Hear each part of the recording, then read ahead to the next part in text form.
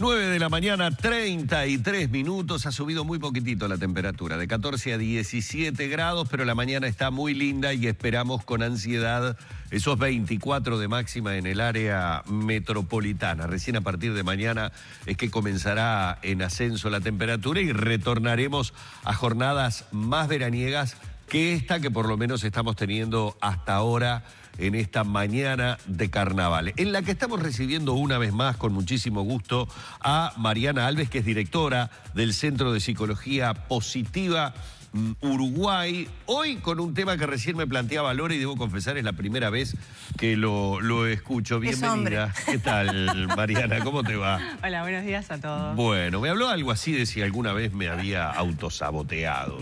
Digo, no, yo soy mi mejor amigo. Bien. ¿Cómo me voy a autosabotear? Sin embargo, parece que es algo más común de lo que parece el autosabotaje. Exacto, el autosabotaje es extremadamente frecuente y yo diría que es el culpable número uno de que no podamos concretar nuestros objetivos, nuestras metas. Podríamos definirlo brevemente como esa serie de conductas, emociones, comportamientos que nos alejan de las cosas que realmente queremos. Por ejemplo, si yo quiero tener una relación de pareja sana, para sabotearme, ¿qué voy a hacer? Voy a elegir patrones de personas que no van a condecir con una relación sana. Por ejemplo, personas muy egoístas o frías, que no son compañeras. O, por ejemplo, si yo quiero tener un trabajo mejor, ser un mejor profesional, de repente puedo sabotearme en perder exámenes, en no presentarme a cursos o seguir formándome. Hay un montón de maneras que nosotros nos saboteamos y lo hacemos desde lo más grande hasta lo más pequeño. Pero todo esto es inconsciente, ¿no? Porque uno, por ejemplo, en el tema de las parejas, uno no elige a alguien que no va a ser feliz. Te gusta a alguien y se da, ¿no? Y lo mismo lo otro, uno no elige perder exámenes por gusto. En realidad, en algún punto sí lo elegimos, pero lo elegimos inconscientemente. Ahí está el problema. El autosabotaje hay que entenderlo también como que hay una intención positiva detrás. ¿Y cuál es la intención positiva? Que nos quiere proteger de algo. Por ejemplo, si nosotros nos saboteamos en algo, es porque nos está buscando cuidar de no estar solo, o nos cuida de no esforzarnos demasiado, o no salir de la zona conocida. Ustedes seguramente escucharon miles de veces este término de la zona de confort, sí, donde estamos cómodos, donde conocemos lo que hacemos, donde no nos desafiamos demasiado. El problema con eso es que al cerebro le encanta lo conocido. Y lo conocido no necesariamente es lo mejor.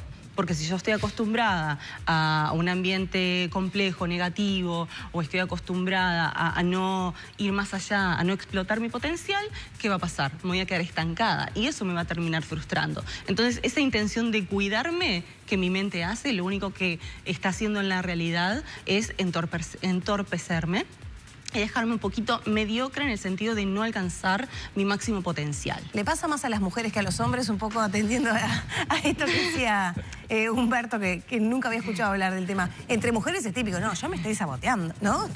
Mira, en realidad creo que esto es bastante justo para todos los géneros. Le pasa a todo el mundo, en realidad. ¿Somos más conscientes, capaz, las mujeres? Capaz que sí, porque ahora, eso es un muy buen punto que planteás, porque nosotras somos más de pensarnos. Estamos más en contacto con nuestras emociones, somos más de reflexionar, somos más de las que vamos a terapia, las mujeres, que los hombres, pero porque también tiene que ver con un tema de ideología. Los hombres no se conectan con sus emociones porque está mal, ¿no? Entonces nosotras, que somos mucho más abiertas en ese sentido, nos conocemos más y nos damos la oportunidad de conocernos más también. A ver, en lo que vos decís, probablemente muchos televidentes se pueden reconocer, ¿no? Sin querer perder algo que quería, sentir que no llego nunca, que las cosas me salen mal y no sé cómo. Ahora, ¿cómo lo soluciono?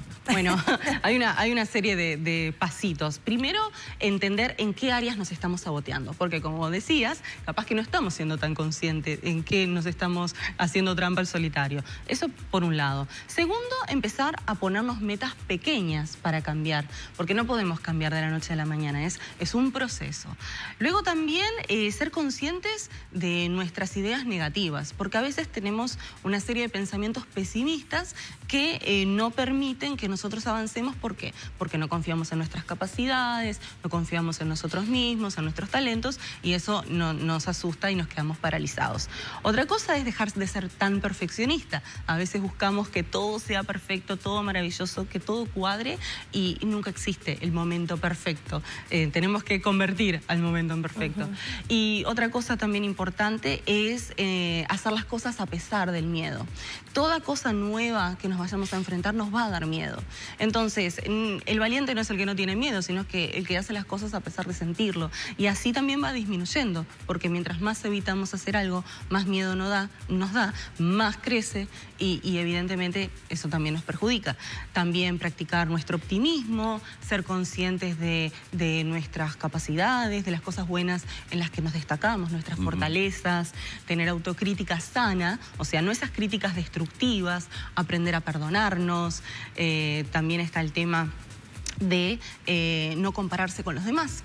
A veces nosotros empezamos a compararnos mucho con la gente a nuestro alrededor y eso no está bien porque cada uno es distinto, cada uno tiene sus tiempos, sus debilidades, sus fortalezas, entonces es como que cada uno tiene su propia batalla con la cual lidiar.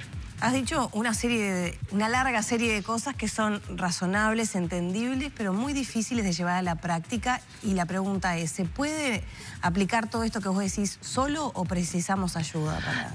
Yo creo que se puede aplicar solo, no necesariamente uno tiene que ir a terapia para aprender a dejar de sabotearse. Creo que lo primordial es ser consciente. Eso es como el primer paso. Si tú sos consciente de que te estás haciendo daño de alguna manera, tenés que empezar a tomar cartas en el asunto. Hay personas que realmente no pueden solas y está perfecto que busquen ayuda, obviamente, para eso estamos, pero sí creo que es algo que también la persona puede hacer por sí misma. Creo que el secreto es la constancia y pasito a pasito. O sea, hoy hago algo, mañana hago algo, la disciplina, la constancia es lo que nos termina llevando al éxito también. Tener mucha paciencia y las cosas no se construyen en un día. Creo que eso es importante. Y como decías, es difícil pero no imposible, en realidad. Hay muchas cosas que se pueden cambiar con un poquito de cambio de actitud. Mariana, recién hablaba Lorena de un montón de situaciones que, bueno, decía ella, de repente las mujeres somos más atentas a detectarlas cuando las estamos realizando. Es decir, que no hay un estado de tanta inconsciencia con respecto al autosabotaje, sino que hay pequeñas o grandes cosas que parecería ser, ustedes pueden tener la capacidad de percibir que se están haciendo daño con determinado tipo de actitudes, conductas, costumbres o lo que fuere. ¿Cuáles son las situaciones más complejas, las situaciones límite? Por ejemplo, por dar un caso, ¿podemos hablar de autosabotaje cuando llegamos a determinado tipo de adicción, sea esta, por ejemplo, a drogas conocidas como puede ser el alcohol, o sea una adicción, por ejemplo, a la comida, a determinado tipo de alimentos que sabemos que nos hacen mal, o en lo estético, o directamente, no solamente en lo estético? ¿Puede haber también conductas de autosabotaje que terminen siendo dañinas? Por supuesto. ¿En ese sentido? Por supuesto, sí. Las adicciones, ya que lo mencionás, es un gran tema de autosabotaje porque es algo muy autodestructivo. Claro. Ese es el punto, ¿no? A ver, hay una parte mía que quiere lastimarse, pero con esta complejidad de la mente no se quiere lastimar en busca de algo bueno. Es un poco complejo de entender. Pero también a veces es porque uno quiere evadir el dolor o no quiere enfrentarse a la realidad o se siente muy frustrado consigo mismo y termina buscando rutas de escape alternativas que no, obviamente no son las más sanas, ¿no? Ya sea el alcohol, el cigarro, la comida, bueno, adicción al sexo, adicción a tantas cosas, hasta internet, hasta los celulares.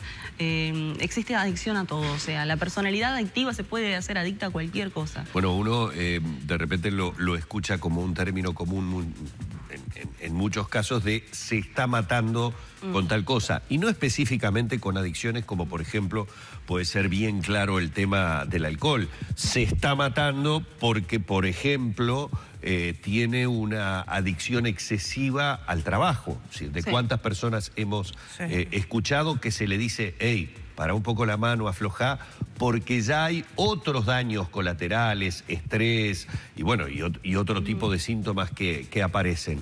Muchas veces ese tipo de actitudes responden justamente a eso que decís, casi como una actitud inconsciente de autosabotearme. Exacto, sí, la adicción al trabajo es frecuente, sobre todo en los hombres se da mucho, pero también tiene una explicación, porque los hombres pasan mucho su autoestima por el trabajo. Claro. Entonces te termina convirtiendo en algo adictivo, por ejemplo, si sos un empresario, un hombre de negocios que empieza a generar cada vez, no sé, nuevos contratos, nuevos clientes, es como mucha adrenalina. Y eso es lo que la gente busca a veces en la adicción al trabajo. Se da más a veces en los cargos altos por el nivel de compromiso y el nivel de exigencia también. Bueno, a veces también la remuneración, ¿no? Sí. Por supuesto. Entonces, digamos, sí, es una manera también de autosabotearnos. Es que si se ponen a analizar, hay un millón de cosas chiquitas y grandes también que podemos hacer. Porque ustedes lo decían, el tema de la comida, el tema de no levantarme temprano, el tema de llegar tarde a todos lados, el tema de, bueno, tener una elección de pareja poco saludable, el tema de a veces vincularme con personas pesimistas que no me apoyan en mis sueños y en mis metas. Hay un montón de situaciones que ¿Tiene algún origen, alguna... Eso mismo. Viene de algo de atrás Sí. el instinto autosaboteador Y como todo en la vida... que las inunda por lo que veo. Viste, tipo, enseguida está Ya te saqué el perfil. Claro. De autosaboteadora. Yo no, Claro. ¿Hay algo que viene de atrás? Sí, a ver, uno de los orígenes es, por ejemplo, los padres, ¿no? Lamentablemente siempre terminamos en la familia. Pero es que uno aprende mucho de ahí. Aprende mucho de los patrones de conducta, de los patrones de pensamiento. Entonces, si nosotros estamos educados en un ambiente pesimista, lo que vamos a hacer es repetir ese patrón de adultos. No confiar en nosotros, culpabilizarnos de todo, hacer cosas para hacernos daño, no ir por más. Y después también a veces las críticas. Cuando estamos en un ambiente donde se nos critica mucho, eso tiene un impacto negativo en nuestra autoestima. Y hace que, obviamente, impacte en nuestro autoconcepto y en nuestra confianza y tampoco nos animemos. Y hay una cosa bastante particular, que a veces no se habla tanto, que es también el miedo al éxito. La gente tiene miedo al éxito y hay por dos razones, usualmente, ¿no? Deben haber más, pero las que más se notan. Una es el miedo al éxito porque ¿qué hago cuando yo logre estar donde quiero? ¿Cómo lo sostengo? ¿No? Es como el miedo a llegué hasta acá y ahora... Inconscientemente, digamos. Claro, ¿cómo hago para sostenerlo? ¿No? Llegué a una posición económica, ¿no? ¿Cómo hago para seguir en esta posición? Llegué a una posición profesional, ¿cómo hago para mantenerme en esta posición? No sé, escribí un libro, ¿cómo hago para escribir el segundo? Es como, digo, obviamente todo eso... O sea, el miedo inconsciente es mantener el logro. Mantener el logro, exactamente. Y el otro miedo que a veces pasa, que se ve así en clínica, en el trabajo nuestro, es que a veces uno no quiere superar a sus padres. Por ejemplo, ¿no? Si yo vengo de un entorno humilde y mis padres de repente no pudieron terminar la escuela o no pudieron acceder a buenos trabajos y yo de repente pude estudiar, ellos se sacrificaron, yo pude llegar, me da miedo superarlos porque no quiero humillarlos. Es algo muy inconsciente, pero lo he visto también en terapia. ¿Pasa más ahora que antes esto del autosabotaje o se identifica más que antes quizás? Yo creo que siempre pasó. En realidad, si uno va a hacer un poco de historia, siempre pasó. Es más, lamentablemente a veces uno tiene como una tendencia autodestructiva que no sabe ni por qué. Bueno, si uno ya se va al psicoanálisis, está la pulsión de muerte, ¿no? Cosas más profundas, más complejas. Pero a veces es simplemente, es como un poco de falta de amor propio, ¿no? A veces a uno le cuesta mucho amarse a sí mismo. Debería ser algo sencillo, pero no lo es. Porque siempre nos encontramos el defecto, siempre miramos lo que nos falta, tendemos a no valorar a veces a las personas que tenemos y sobre todo a menospreciar los logros que tenemos. Es como, sí, tengo un título, sí, tengo un posgrado, sí, tengo pareja. Es como esa constante negatividad hace que las cosas pierdan valor, las cosas y las personas. Muchísimas gracias, ¿eh? Bueno. Espero que esto sea útil para seguramente muchos de nuestros televidentes. Para usted particularmente, que para la vi mí yo ya casi tomé en nota una de todo. Consulta particular con Mariana, que recordemos es directora del Centro de Psicología Positiva Uruguay, a quien hemos tenido ya en más de una oportunidad. Muchas gracias, Mariana. Gracias. Vamos cerrando por aquí la entrevista junto a Mariana Alves.